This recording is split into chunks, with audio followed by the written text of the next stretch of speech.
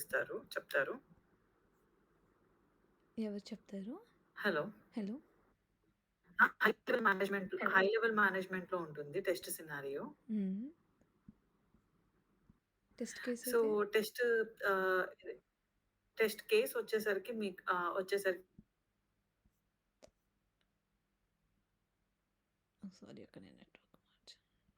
ఎట్లా మనం వాలిడేట్ చేస్తున్నాము అన్న సినారియో మీద ఈచ్ అండ్ ఎవ్రీ ఫీల్డ్ మీద చేస్తుంటాము. ఓకే. సో, ఒక సినారియోకి ఎన్ని టెస్ట్ కేసెస్ ఉండొచ్చు? Minimum and maximum? ఒకటైనా ఉండొచ్చు. ఎన్ నంబర్ ఆఫ్ అయినా ఉండొచ్చు. అట్‌లీస్ట్ 1 ఉండింది. మాక్సిమం ఎన్నైనా ఉండొచ్చు. So, pre condition meaning at least అదే ఏంటి? 1 అయినా ఉండొచ్చు. అట్‌లీస్ట్ మోర్ దాన్ ఎన్నైనా ఉండొచ్చు.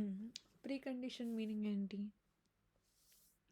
ప్రీ కండిషన్ అంటే ఆహ్, అది వాలిడేట్ చేసేటప్పుడు మనం దాన్ని ఎలా వాలిడేట్ చేయాలి? ఇట్లా ఇట్లా అంటే హ్మ్. అదే ప్రీ కండిషన్ అంటే దానికి కంపల్సరీ అది ఎట్లా వాలిడేట్ చేయాలి అన్నదే ఉంటుంది.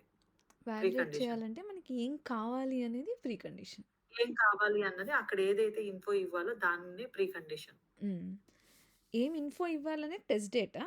ఏది టెస్ట్ ఏ కండిషన్ సాటిస్ఫై అయిన తర్వాత మనం ఆ ఏ టెస్ట్ కేస్ కండిషన్ ఎగ్జిక్యూట్ ఏ కండిషన్ చేయగలుగుతాము అని. Yeah! This is what my answer. Yeah! Okay. So, expected రిజల్ట్‌లో ఖచ్చితంగా ఉండాల్సిన word? Should. Should. Okay. Should not. Hmm. So, test case ఏ వర్డ్‌తో స్టార్ట్ చేస్తాం రాయడం? Validate or check. Verify that or check. Scenario అయితే? సినారియో సినారియో సినారియో అయితే వాలిడేట్‌తో స్టార్ట్ చేస్తాము. టెస్ట్ కేస్ అయితే scenario verify validate. That okay. రాస్తాం. ఓకే. సో, స్ప్రింట్ రివ్యూకి, స్ప్రింట్ రెట్రోస్పెక్టివ్‌కి డిఫరెన్స్? స్ప్రింట్ రివ్యూ వచ్చేసరికి ఈ ఈ అజైల్ మోడల్‌లో అంటే లైక్ 3 వీక్స్ అని చెప్పేసి స్ప్రింట్ ఆహ్, టైమ్ అని చెప్పేసి అనుకున్నామనుకో, ఒక హ్మ్. 1 వీక్ బిఫోర్ వచ్చేసరికి అది ఎంతవరకు అంటే హ్మ్. ప్రాసెస్ అయింది అని అనే హ్మ్. ఈ టెస్ట్ హ్మ్. సారీ యూజర్ స్టోరీస్ ఒక సపోజ్ 8 అనుకున్నాను. 8 హ్మ్. అనుకోండి. హ్మ్. 8లో ఒక 5 చేసేసామనుకోండి. హ్మ్. సో, వాటి గురించి డెమోస్ ఇస్తాము. హ్మ్. ఎక్కడ ల్యాగ్ ఉందో అన్నది దాని గురించి చూసుకుంటాము. బిఫోర్ 1 వీక్ స్ప్రింట్ మీటింగ్ జరుగుతుంది. అది స్ప్రింట్ రివ్యూ వచ్చి, హ్మ్. స్ప్రింట్ ఆహ్, స్ప్రి ఇది స్ప్రింట్ రెట్రోస్పెక్టివ్ అన్నది హ్మ్. ఎండ్ ఆఫ్ ది స్ప్రింట్ తర్వాత జరిగిద్ది. హ్మ్. వాట్ వెంట్ వెల్ అని చెప్పేసి, వాట్ డిడ్ంట్ వెల్ అని చెప్పేసి హ్మ్. దాని గురించి ఇంకొకటి? మాట్లాడుకుంటాం. What was backlog. What went well, what didn't go well, ఇంకోటేం చూస్తాము? వాటి ఇంకొకటొచ్చేసరికి హ్మ్. ప్రీమి ఆహ్, అంటే ఏదైనా పెండింగ్ వర్క్స్ అంతకుముందు పెండింగ్ కాదా? ఉండిపో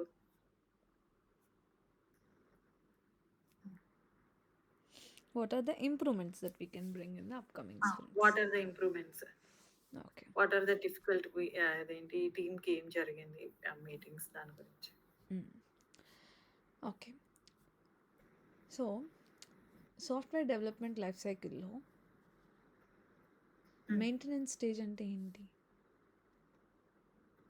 మెయింటెనెన్స్ స్టేజ్ అంటే ఇప్పుడు టెస్టింగ్ ఫేజ్ గూడా అయిపోయిన తర్వాత హ్మ్. సో, అది ఎట్లా జరుగుతుంది అని చెప్పేసి మొత్తం ఆహ్, అంటే ఎండ్ యూజర్‌కి ఇవ్వకుండా సమ్ మెయింటెనెన్స్ పీరియడ్‌లో సో, ఎట్లా వర్క్ అవుతుంది అన్నది కాదు. కాదు. చూసేది మెయింటెనెన్స్ పీరియడ్. కాదు. కాదు. అస్సలు కాదు. సో, మెయింటెనెన్స్ అవునా? ఫేజ్ అంటే అప్డేట్స్ ఫేజ్ అనమాట. సో, టెస్టింగ్ అయిపోయిన తర్వాత డిప్లాయ్‌మెంట్ జరిగిద్ది. అంటే లైవ్ పీపుల్‌కి అవైలబుల్ చేస్తారు. సో, లైవ్ హ్మ్. పీపుల్ వాడుతుండంగా ఇంకేమైనా కొత్త ఎడిషన్స్ యాడ్ చేయాలి అనిపిస్తే న్యూ చేంజెస్, న్యూ రిక్వైర్మెంట్స్, దాన్ని మనం మెయింటెనెన్స్ స్టేజ్ అని అంటాం. ఓకే. ఓకే. సో, దానికేమన్నా డేటా సరిపోవట్లేదా? ఇంకా ఎక్కువ పెంచాలా? ఇంకా మెమరీ ఏదన్నా ఉందా? ఫీచర్ యాడ్ చేయాలి. వాటిని మెయింటెనెన్స్ స్టేజ్ అని అంటాం. Okay. Okay. Levels of testing చెప్తారా? Levels of testing unit testing which will perform by development team. Hmm. Integration testing. Hmm. Ah, third one వచ్చేసరికి ఆహ్, సిస్టమ్ టెస్టింగ్. ఇంకా ఇంకోటుంది. ఆహ్, సారీ ఇంకోటుందక్క. ఇంకొకటుందా? Integration testing, system testing, unit testing. Client side చేసే testing ఏమంటారు? Client side alpha testing, beta testing. ఆ 2 అది దేనికిందొస్తది? ఓకే. దాని వర్డ్ మర్చిపోయానురా wording. User acceptance testing.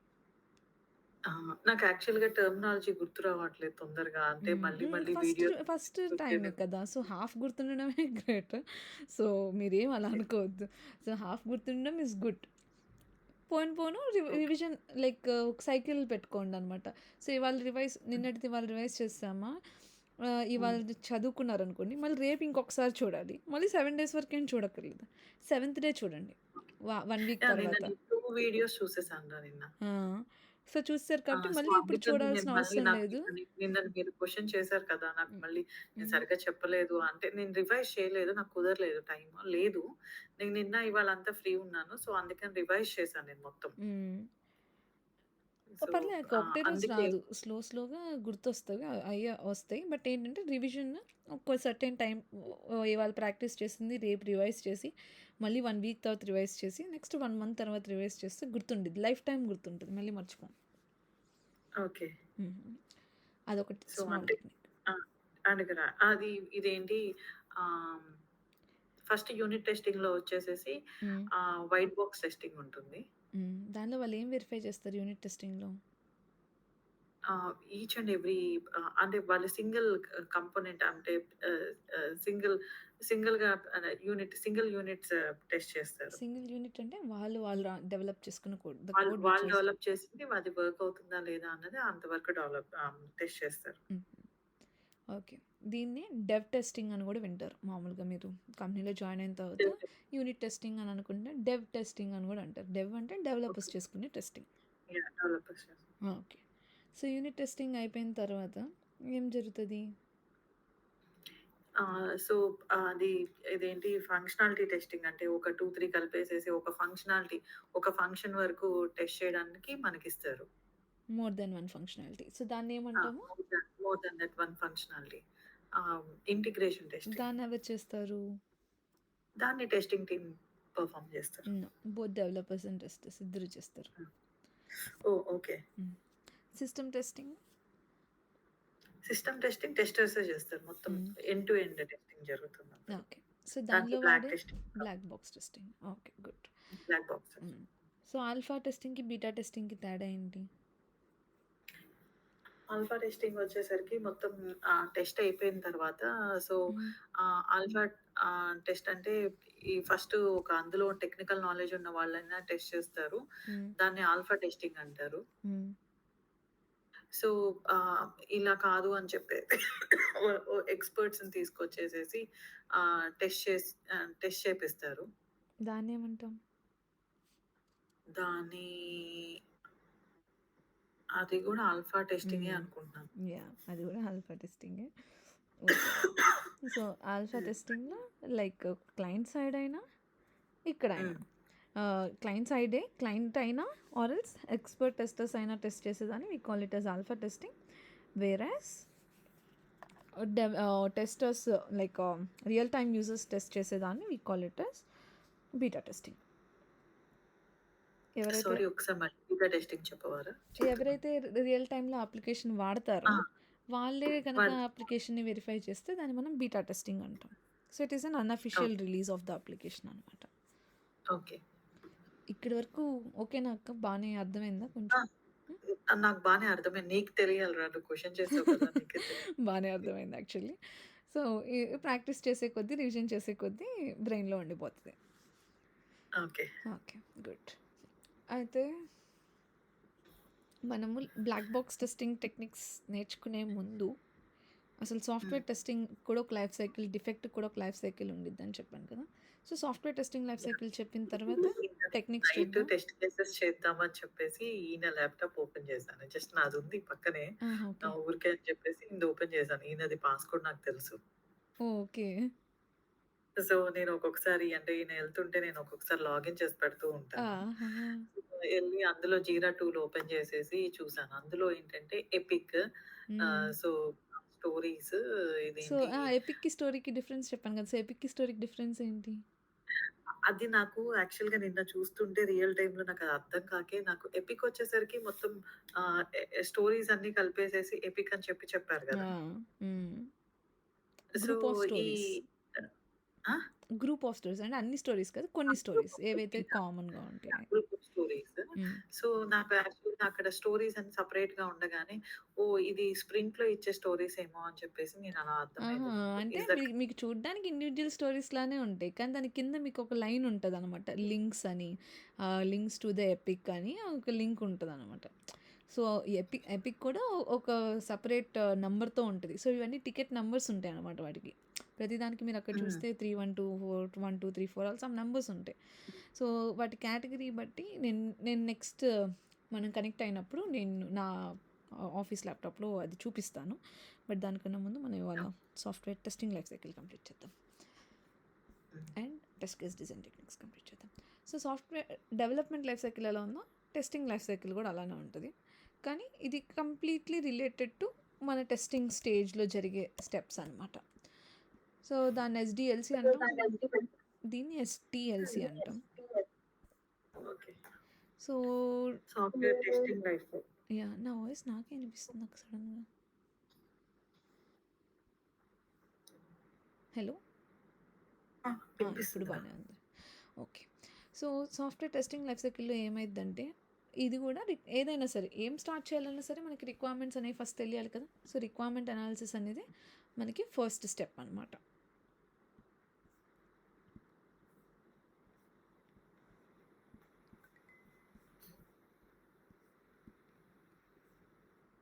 So, requirement analysis స్టేజ్‌లో ఏం చేస్తాము, బిజినెస్ అనలిస్ట్ మనకిచ్చిన రిక్వైర్మెంట్స్ అన్నిటిని కూడా అర్థం చేసుకోవడానికి ట్రై చేస్తాము. అర్థం చేసుకోవడానికి ట్రై చేస్తాము. ఇన్ కేస్ మనకి అది హ్మ్. అవుతుందా? అవ్వదా? అని చెప్పేసి ఆ ఫేజ్‌లోనే మనం చెప్పాలి. హ్మ్. సో, అది తయారవుతుందా లేదా అనేది డెవలపర్స్ డిసైడ్ చేస్తారు. సో, బికాజ్ మనకు తెలీదు కదా! మనం తయారు చేయగలుగుతాం లేదా అని. మనం ఏంటంటే మనకు అర్థమైందా లేదా వరకు చూస్తాం. సో, మనకి రిక్వైర్మెంట్స్ అర్థమైందా? మనం ఏమన్నా కాంప్లికేషన్స్ ఉన్నాయా అందులో? మనకేమైనా అర్థం కాకపోతే మనము క్వెరీ ట్రాకింగ్ షీట్ అంటే జస్ట్ ఒక షీట్‌లో ఒక ఎక్సెల్ షీట్‌లో అయినా రాసి పంపించొచ్చు. లేకపోతే మనం ఒక ఈమెయిల్ అయినా పెట్టొచ్చు. సో, పెట్టి ఈ పాయింట్స్ ఈ రిక్వైర్మెంట్స్‌లో మాకు అర్థం కాలేదు. Can you get some clarity on it అని బిజినెస్ అనలిస్ట్‌ని అడిగితే బిజినెస్ అనలిస్ట్ ఎవరి దగ్గరికెళ్ళి తేవాలి క్లారిటీ మనకి? ఎవరిస్తారు క్లారిటీ? ఆహ్, బిజినెస్ ఓకే. ఆహ్, product manager, product owner. Product owner. Yeah! Owner. హ్మ్. సో, ప్రొడక్ట్ ఓనర్ చెప్తారు. సో, రిక్వైర్మెంట్స్ అన్నీ అర్థమైపోయినాయి బానే ఉంది అన్నప్పుడు టెస్ట్ ప్లానింగ్‌కి స్టార్ట్ చేస్తాం. సో, ప్లానింగ్‌లో ఒక 3 ఫ్యాక్టర్స్ కన్సిడర్ చేస్తారని చెప్పాను డే 1. ఏంటి ఆ 3 ఫ్యాక్టర్స్? టెస్ట్ ప్లానింగ్‌లో సారీరా ఒకసారి మళ్ళీ అడగవా క్వెషన్? మనము సాఫ్ట్‌వేర్ డెవలప్‌మెంట్ లైఫ్ సైకిల్‌లో ప్లానింగ్ స్టేజ్ చూసాము. సో, ప్లానింగ్‌లో అక్కడ యాహ్! 3 ఇంపార్టెంట్ థింగ్స్ కన్సిడర్ చేస్తారు అని చెప్పాను. హ్మ్. ఏంటివి ఆ 3 ఇంపార్టెంట్ థింగ్స్? 3 ఇంపార్టెంట్. ఒక ట్రిప్ ఎగ్జాంపుల్ చెప్పాను. యాహ్! ప్లానింగ్ ఇదేంటి planning man power, resources. Man power అన్నా, రిసోర్సెస్ అన్నా ఒకటే. ఒకటి అదే రిసోర్సెస్. ఇంకేం తెలియాలి? ఆహ్, ఇంకొక 2 వచ్చేసి నేనే చెప్పాను ఆ 2. హ్మ్. బడ్జెట్, హ్మ్. Budget and duration. Duration. So, test ప్లానింగ్‌లో కూడా అంతే. బట్ టెస్ట్ ప్లానింగ్‌లో వచ్చేసరికి ఏంటంటే వాటర్ ఫాల్ మోడల్‌లో ఇప్పుడు మనం నేను మాట్లాడేది వాటర్ ఫాల్ మోడల్ గురించి. So, hmm. వాటర్ ఫాల్ మోడల్‌లో టెస్ట్ ప్లానింగ్ స్టేజ్‌లో 2 డాక్యుమెంట్స్ రాస్తామన్నమాట. ఒకదాన్ని we call it as test plan. ఇంకో దాన్ని we call it as test strategy. Okay. Okay. ఈ రెండిటి యొక్క difference throughout your life మనం మర్చిపోకూడదనమాట. ఓకే. ఈ డిఫరెన్సెస్. బికాజ్ లైక్ ఏ ఇంటర్వ్యూలో కూడా నార్మల్గా 90% ఆఫ్ ద ఇంటర్వ్యూస్లో చాలా ఫ్రీక్వెంట్గా కామన్గా అడిగేది ఈ క్వశ్చన్ అనమాట. So what is the difference between test plan and test strategy? So planning అంటే మనకు తెలుసు it is talking about time, resources and money. హ్మ్. వెరాజ్ టెస్ట్ స్ట్రాటజీ ఏంటంటే నెగిటివ్ టెస్టింగ్ చేయాలా, ఎలాంటి టెస్టింగ్ చేయాలి, ఏమేమి ఆబ్జెక్టివ్స్ లైక్ ఏమేమి పార్ట్స్ ఆఫ్ ద అప్లికేషన్ మనం కవర్ చేయగలుగుతాము, ఏమేమి టెస్ట్ హ్మ్. స్టేజెస్ చేస్తాము, ఆటోమేషన్ చేస్తామా చేయమా, ఇలాంటి థింగ్స్ని డిటర్మైన్ చేసేది టెస్ట్ స్ట్రాటజీ. సో ఇప్పుడు ఫస్ట్ టెస్ట్ ప్లాన్ చూద్దాం. సో టెస్ట్ ప్లాన్లో ఏమంటున్నాడు వీడు ఇక్కడ, it is a high level document that outlines related information regarding testing. So అందులో ఏముంటుందంట, స్కోప్, ఏమేమి టెస్ట్ చేయొచ్చు. హ్మ్. ఓకే, ఈ టెస్ట్ కేసెస్ ఇప్పుడు ఫర్ ఎగ్జాంపుల్ ఒక అప్లికేషన్లో సమ్ సెక్యూరిటీ రిలేటెడ్ థింగ్ ఉంది which we don't know how to test, దానికి సపరేట్ టీమ్ ఉన్నారు. సో మన స్కోప్ ఆఫ్ టెస్టింగ్ ఎక్కడికి మారిపోయింది, only related to that functionality మాత్రమే, ఆ సెక్యూరిటీ రిలేటెడ్ స్టఫ్ మనం చేయట్లేదు. ఇప్పుడు ఒక అప్లికేషన్ మనకి ఇస్తే దానిలో పర్ఫార్మెన్స్ టెస్టింగ్ చేయొచ్చు, సెక్యూరిటీ టెస్టింగ్ చేయొచ్చు, ఫంక్షనల్గా మామూలుగా ఇన్పుట్ ఇచ్చి అవుట్పుట్ ఎలా వస్తుందో కూడా చేయొచ్చు. సో మన స్కోప్ ఆఫ్ టెస్టింగ్ ఏంటి అనేది మనం డిటర్మైన్ చేయాలి. సో ఫంక్షనల్ టెస్టింగ్ మనం జనరల్గా చేసేది మన scope. Functional and regression testing మనం చేస్తాం. సో రిగ్రెషన్ అంటే ఏంటో మీకు నెక్స్ట్ చెప్తాను, బట్ ఫంక్షనల్ అంటే functionality of the application. So మనకి ఇచ్చిన రిక్వైర్మెంట్స్ అన్నిటినీ సాటిస్ఫై అవుతుందా లేదా అని చెక్ చేయడం వరకే మన స్కోప్. నెక్స్ట్ ఏమంటున్నాడు, ఆబ్జెక్టివ్స్. సో ఆబ్జెక్టివ్స్లో మనము ఎలా టెస్ట్ చేయబోతున్నాము. సో మనము అప్లికేషన్కి టెస్ట్ సినారియోస్ రాసి, టెస్ట్ కేసెస్ రాసి, లింక్ చేసి చేస్తున్నామా, చేస్తున్నప్పుడు మనము నెగిటివ్ టెస్టింగ్ మీద ఎక్కువ ఫోకస్ చేస్తున్నామా అని హై లెవెల్లో రాస్తారనమాట ఆబ్జెక్టివ్స్లో. టెస్ట్ ఎన్విరాన్మెంట్ అంటే ఏంటి అనేసి అంటే, ఇప్పుడు ఈ యూఆర్ఎల్స్ ఉన్నాయి కదా, ఇప్పుడు మనం ఏదైనా ఒక దాన్ని హిట్ చేస్తున్నామంటే బ్యాక్ ఎండ్లో ఏమైందంటే అది ఒక సర్వర్లో ఉంటుంది. సో ఇప్పుడు ఇదంతా ఎక్కడి నుండి రన్ అవుతుంది, ఇంటర్నెట్ అంతా కూడా ఒక సర్వర్ నుండి మనకు వస్తుంది ఇన్పుట్ అండ్ అవుట్పుట్. సో ఇప్పుడు ఆ సర్వర్ కనుక, ఆ డేటాబేస్లు, ఆ సర్వర్లు కనుక ఒక డెవలప్మెంట్ ఎన్విరాన్మెంట్ అంటే దాని పేరు జస్ట్ డెవ్ అని డెవలపర్ ఎన్విరాన్మెంట్లో ఉంటే పాయింట్ అయి ఉంటే, సో డెవలపర్ ఎన్విరాన్మెంట్లో వాళ్ళు ఏం కోడ్ రాశారో అది ఎగ్జిక్యూట్ అవుతూ ఉండిద్ది అనమాట. సో మీరు దానికి డిఫరెన్స్ లైక్ థియరిటికల్గా లైక్ అంత టెక్నికల్గా కాకుండా మామూలుగా మనకి డిఫరెన్స్ ఎలా కనిపెట్టచ్చు అంటే, in the URL for example ఒక వెబ్సైట్ తీసుకుందాం.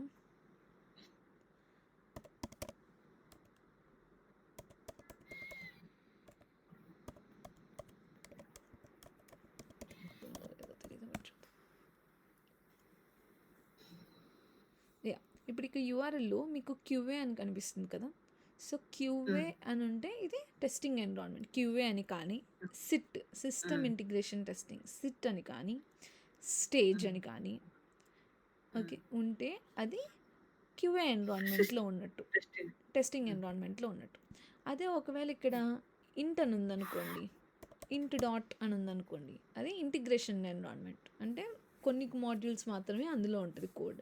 సో టెస్టింగ్ ఎన్విరాన్మెంట్లో రియల్ టైం ఎలా అయితే అప్లికేషన్ డిప్లాయ్ అవుతుందో సేమ్ అదే ఫీచర్స్తో మన ఎన్విరాన్మెంట్లో ఉండిద్ది, అంతా తయారైపోయిన తర్వాత కదా ఉంటుంది. సో మన ఎన్విరాన్మెంట్లో రియల్ టైంతో మ్యాచ్ అవుతుంది. వేరే ఇంటిగ్రేషన్లో కొన్ని ఉంటాయి కదా, ఇంకా అందరూ తయారు చేయలేదు, ఎవరెవరు తయారు చేస్తారో వాళ్ళు కోడ్ దానిలో పుష్ చేస్తారనమాట. వేరేస్ డెవలపర్లో ఎవరైతే దేని మీద అయితే దాన్ని కోడ్ రాసారో అది మాత్రమే ఉంటుంది అనమాట. సో మనం టెస్టింగ్ ఎప్పుడు కూడా సిస్టమ్ లైక్ సిట్ ఎన్విరాన్మెంట్లో కానీ క్యూఏ ఎన్విరాన్మెంట్లో కానీ చేస్తాము. దాంతోపాటు ఇంకా మోర్ స్టేబుల్గా వెరిఫై చేయాలంటే కొన్ని ప్రాజెక్ట్స్లో ఇప్పుడు యూజర్ యాక్సెప్టెన్స్ టెస్టింగ్ చేస్తారని చెప్పాను కదా. సో యూఏటీకి ఒక సపరేట్ ఎన్విరాన్మెంట్ ఉండిద్ది, లేకపోతే దాని బదులు స్టేజ్ అని ఉండిద్ది. సో యూఏటీ కానీ స్టేజ్ కానీ ఎన్విరాన్మెంట్లో యూఏటీ టెస్టర్స్ టెస్ట్ చేస్తారు. మనము సిట్ కానీ క్యూఏ కానీ నేమ్స్ డిఫరెంట్ అనమాట. It's just nothing but testing ఎన్విరాన్మెంట్ని డిఫరెంట్ పేర్లు ఉంటాయి. డెవలపర్స్ది అయితే డెవ్ డాట్ అని ఉంటుంది. మీరు అలా ఐడెంటిఫై చేయొచ్చు. దీని మీనింగ్ ఏంటంటే ఇవి ఎక్కడ హోస్ట్ అయినాయి, వీటి మెమరీ అనేది ఎక్కడ ఉన్నది అనేది డిఫరెన్స్ అనమాట.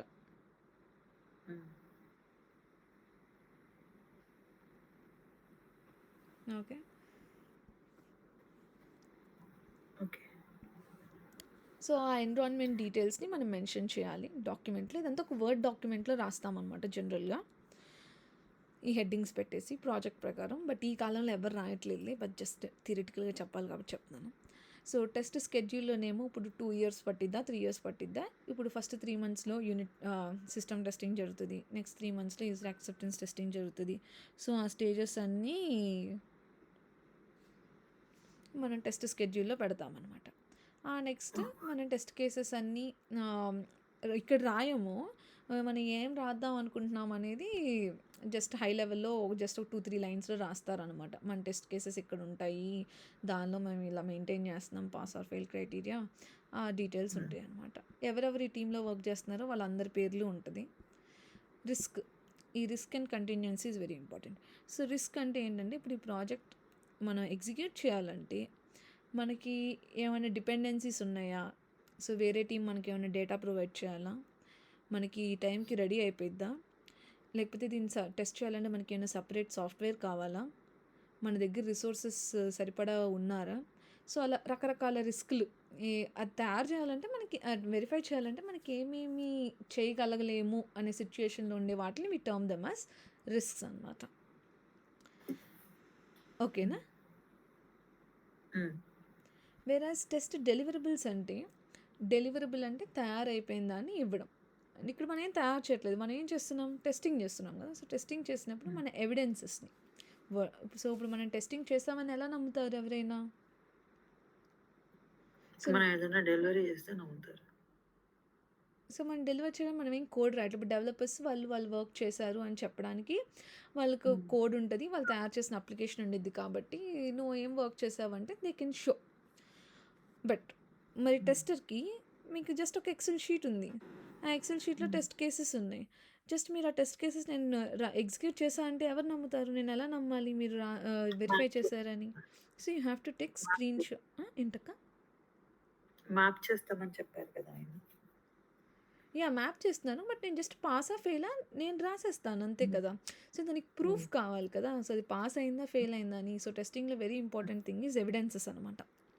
సో స్క్రీన్ షాట్స్ తీసుకోవాలి. స్క్రీన్ షాట్స్ తీసుకునే హ్యాబిట్ బాగా పెరిగిపోయింది టెస్టింగ్లో పనిచేసిన తర్వాత.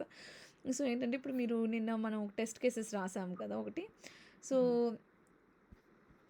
దాన్ని మనం ఎగ్జిక్యూట్ చేసేటప్పుడు టెస్ట్ ఎగ్జిక్యూషన్ ఫేజ్లో ఆ స్టెప్స్ రాసుకొని మనం హిట్ చేసాము అంటే, ఇప్పుడు ఒక వర్డ్ డాక్యుమెంట్ ఖాళీది తీసుకొని మనము ఈ స్టెప్ ఎగ్జిక్యూట్ చేసిన తర్వాత కొంచెం సీనియర్ అయిపోయిన తర్వాత మనం జస్ట్ ఒక లాస్ట్ స్టెప్ ఒక్కటి స్క్రీన్ షాట్ తీస్తే చాలు. స్టార్టింగ్లో ఏంటంటే ప్రతి స్టెప్ హిట్ చేసిన తర్వాత స్క్రీన్ షాట్ తీసి డాక్యుమెంట్లో పెడతాం. నెక్స్ట్ యూజర్ నేమ్ ఎంటర్ చేసిన తర్వాత స్క్రీన్ షాట్ తీసి డాక్యుమెంట్ పెడతాం. సో అన్ని స్క్రీన్ షాట్స్ తీసుకొని ఆ డాక్యుమెంట్లో పెట్టుకోవాలన్నమాట.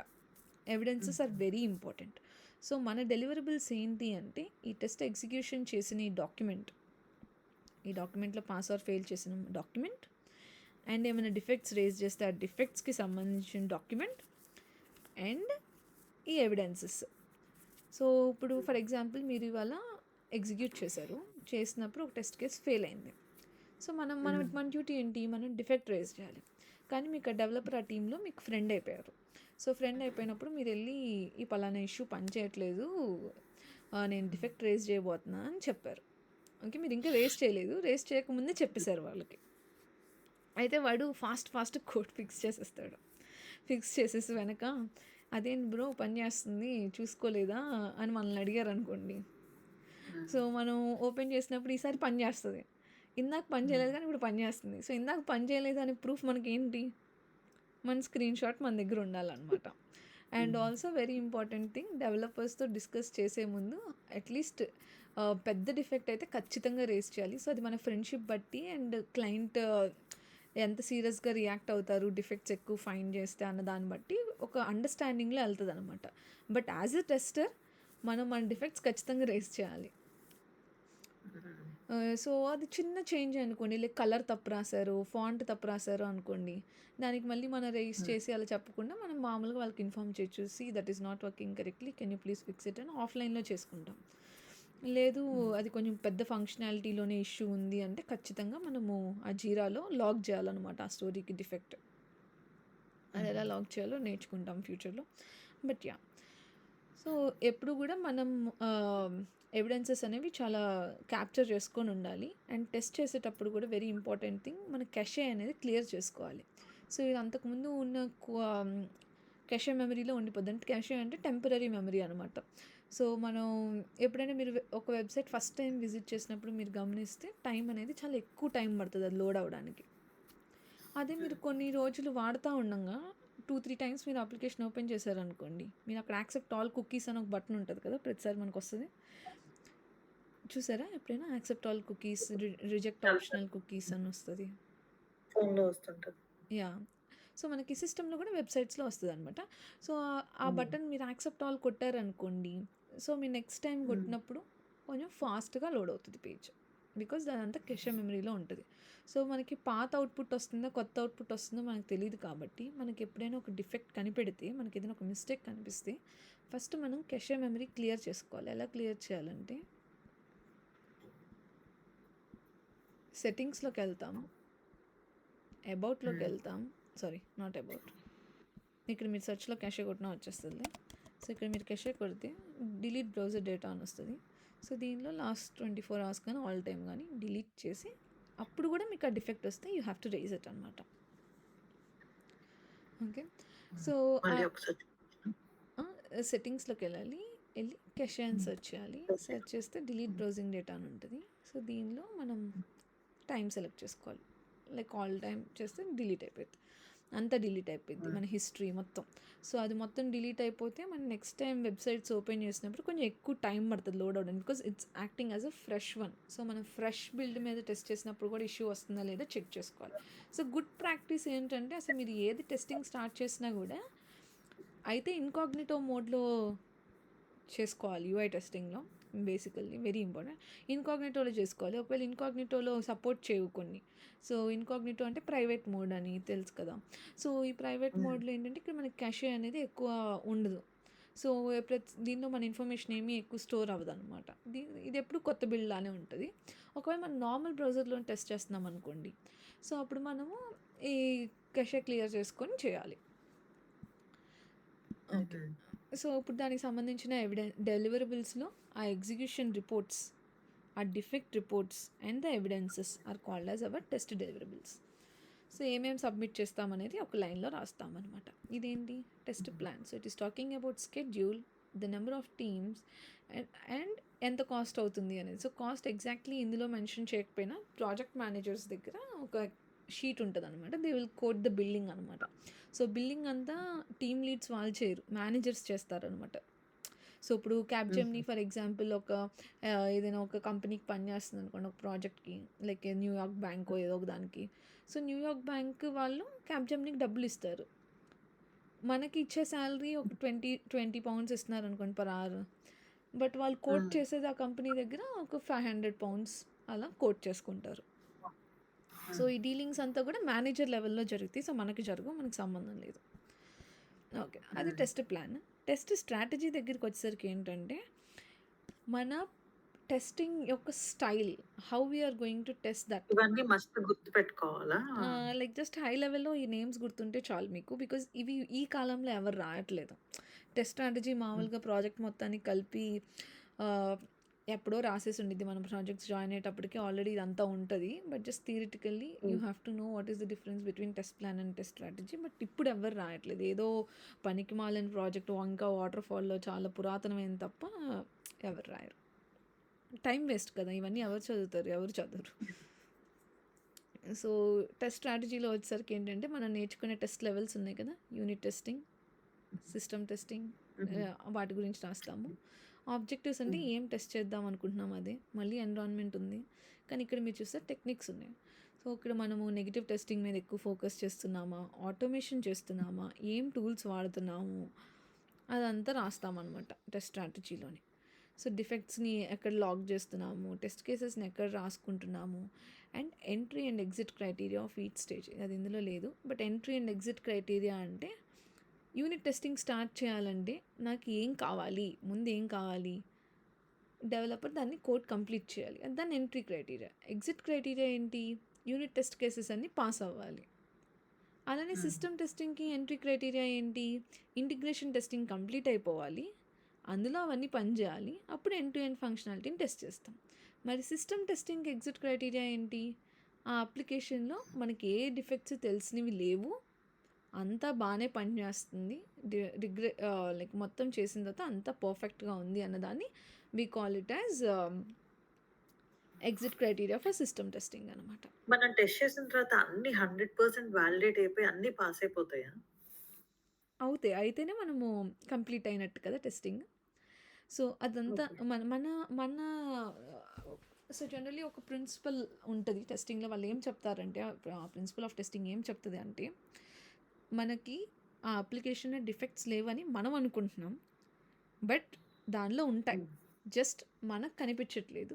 Which are not affecting the customers. కస్టమర్స్‌ని ఎఫెక్ట్ చేయట్లేదు. ఓకే. మనకు కనిపించట్లేదు. కానీ ఏది కూడా 100% ఫూల్ ప్రూఫ్ ఉండదు అని మీనింగ్ అనమాట. హ్మ్.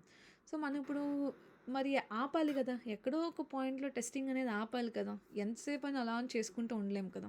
సో, ఎండ్ పాయింట్ ఎప్పుడు ఆపాలనేది ఎలా డిఫైన్ చేస్తాము? రిక్వైర్మెంట్స్ అన్నీ కరెక్ట్‌గా పనిచేస్తున్నాయి అనుకోండి. ఆ application end to end flow ఏదైతే మనం డిజైన్ చేసుకున్నామో అది కరెక్ట్‌గా పనిచేస్తుంది అనుకోండి. Then we can say that okay. It's good to go అని. ఇప్పుడు మనకి ఏమేం టెస్ట్ చేయాలని ఈచ్ అండ్ ఎవ్రీ టెస్టర్‌కి మనకి అసైన్ చేస్తారు గదా! హ్మ్. చేస్తారక్క.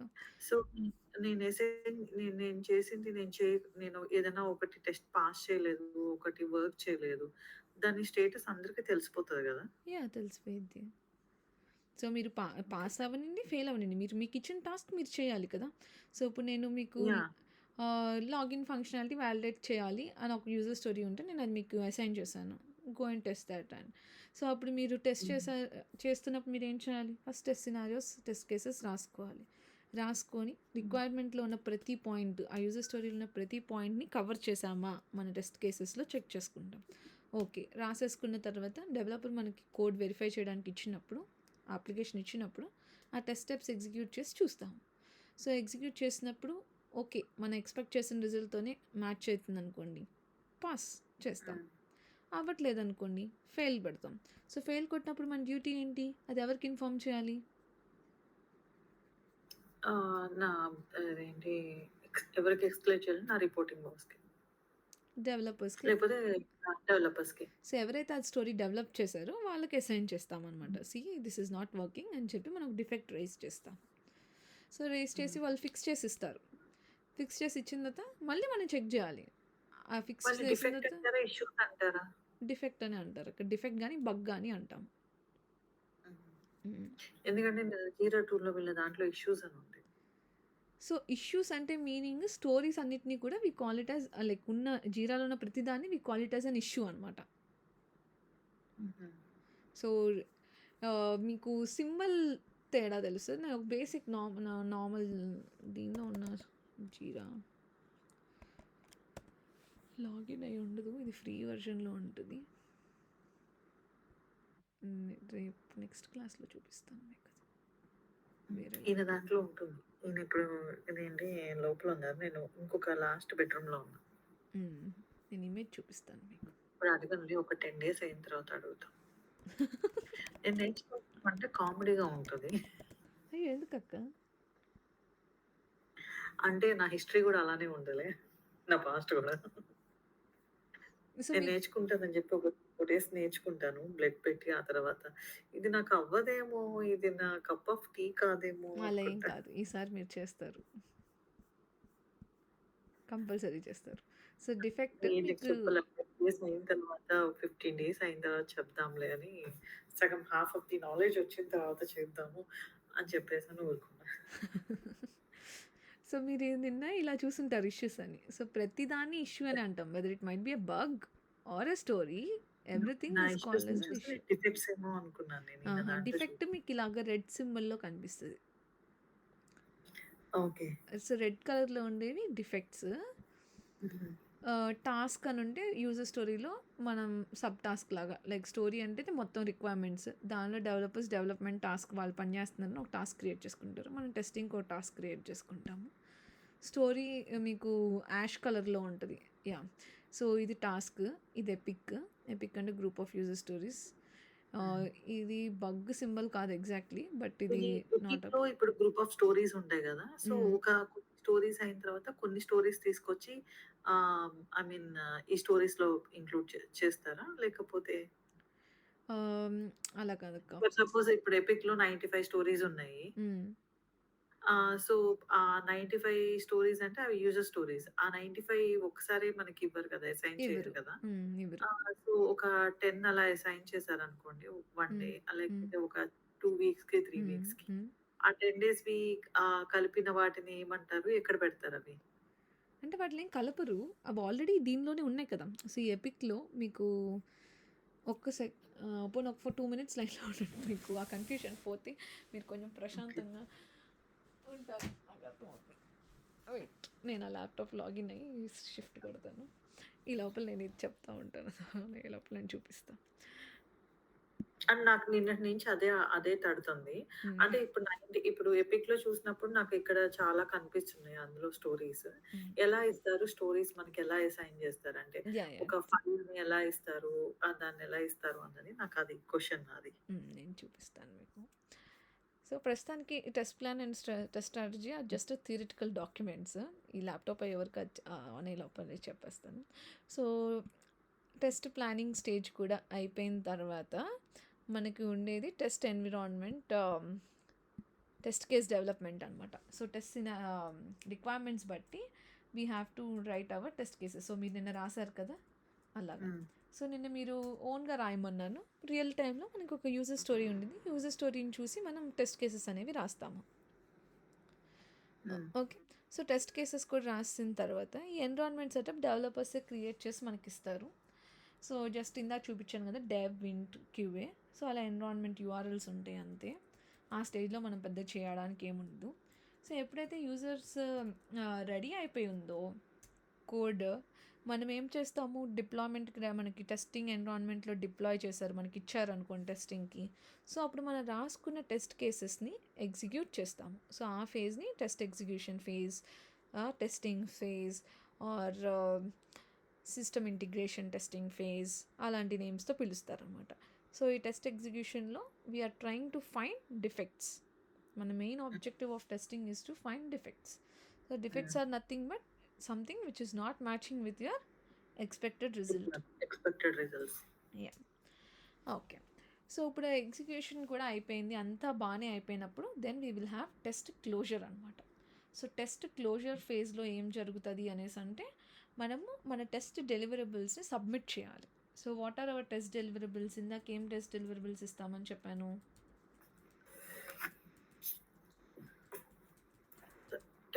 టెస్ట్ డెలివరబుల్సా? ఇందాక మీరు చెప్పారు కదా!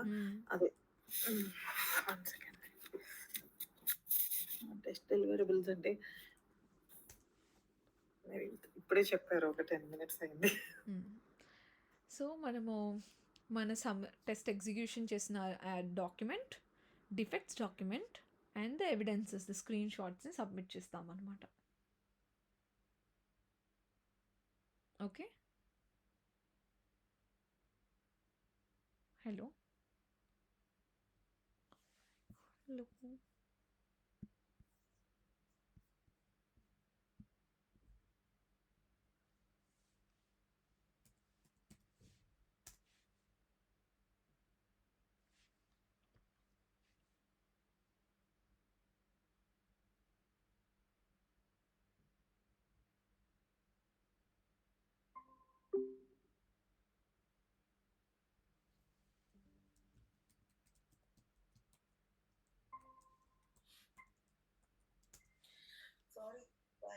ఎట్లా ఆఫ్ అయిందో పర్లేదు.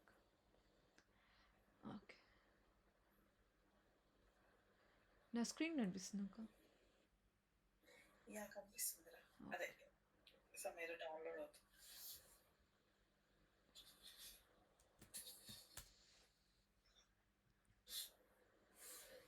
నేను సో